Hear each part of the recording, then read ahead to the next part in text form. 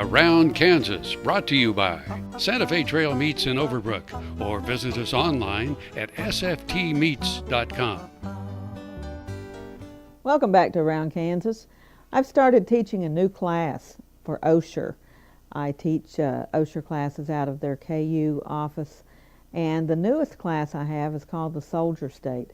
So it's just biographies of interesting soldiers with a Kansas connection, either those who were born here or served here or have some considerable impact on the state. So one of the soldiers that you may not be really familiar with is John C. Fremont. If you'd been living in the 19th century, I guarantee you would have known exactly who Fremont was. Fremont was called the Great Pathfinder, and he mapped the Oregon Trail.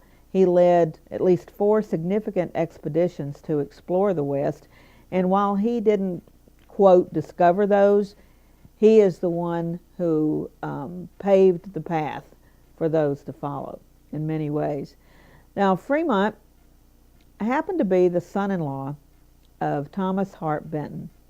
Thomas Hart Benton was the really powerful and influential senator from Missouri. And one of Fremont's expeditions to the West had a lot to do with his father-in-law. Thomas Hart Benton was really intent on manifest destiny, that idea that America should and would conquer the entire continent. And fortunately for him, it was his son-in-law who'd actually claimed California, which was of course owned by the Spanish, during the Mexican War. It was Fremont who went out in 1846 and raised the flag in a really interesting conquering. They, instead of, there were a few skirmishes or battles, but when he raised the flag, there was one big party. So it was a not real hostile takeover of California. But what he had done by grabbing California was give America a hold on both coasts. So in 1848, one of Benton's expeditions is to find a railroad route through the middle of the country and to the west. And the railroads were huge. The middle of the 19th century, the railroads ruled everything. Ironically, the very night that Topeka was founded, December 5th, 1854, Thomas Hart Benton, that influential Missouri senator, was making a speech in Maryland bragging about the lands of Kansas and how there was going to be a railroad through the territory of Kansas and urging people to go out to Kansas and settle. He got first-hand accounts from Kansas from his son-in-law, who was in and out of the state almost constantly. And in 1853, Fremont was actually camped in Topeka, or what would become Topeka. Topeka didn't even exist then.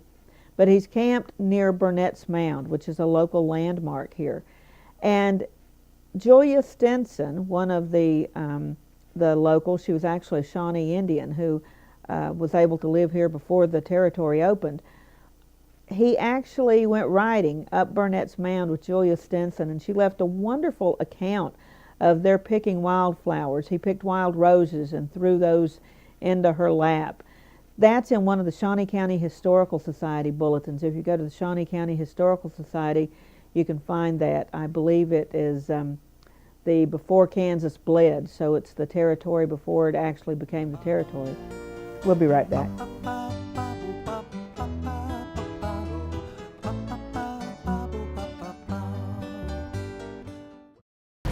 Buying a car shouldn't be this hard. And at Brown Chevrolet Buick in Wamego, it isn't. It's actually awesome. Whether you want a new or used car or truck, Toby's team can make the deal.